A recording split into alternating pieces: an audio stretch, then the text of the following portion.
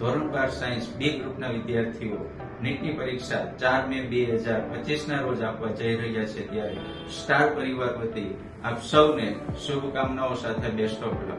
વિદ્યાર્થી મિત્રો, આ પરીક્ષાની અંદર સરકારશ્રી દ્વારા 2 ફેરફાર કરવામાં આવ્યા છે. જેમાં પ્રથમ ફેરફાર છે કે પરીક્ષાના સેન્ટરો સરકારી બિલ્ડિંગની અંદર જ રહેશે, એટલે કે પૂરેપૂરી પ્રાઇવસી સાથે આ પરીક્ષા લેવામાં આવશે. અને હા, બીજો ફેરફાર એ છે કે પ્રશ્નપત્રની અંદર જૂની પદ્ધતિ પ્રમાણે જોવા જઈએ તો પ્રશ્નપત્રમાં કુલ 200 પ્રશ્ન આપવામાં આવતા હતા. નવી પદ્ધતિની અંદર 180 પ્રશ્ન જ આપવામાં આવશે અને આ દરેક પ્રશ્ન ફરજિયાત લખવાનો રહેશે, એટલે કે 180 માંથી 180 પ્રશ્નો લખવા ફરજિયાત છે, એટલે કે વૈકલ્પિક પદ્ધતિ બંધ કરેલી છે. હા વિદ્યાર્થી મિત્રો, બીજું ગભરાવાની જરૂર નથી. માર્કની સિસ્ટમ, માઇનસ સિસ્ટમ બધી સેમ જ છે, એટલે કોઈ પ્રકારનું ટેન્શન લીધા વગર આ પરીક્ષા સારી રીતના ઉત્તીર્ણ થશો.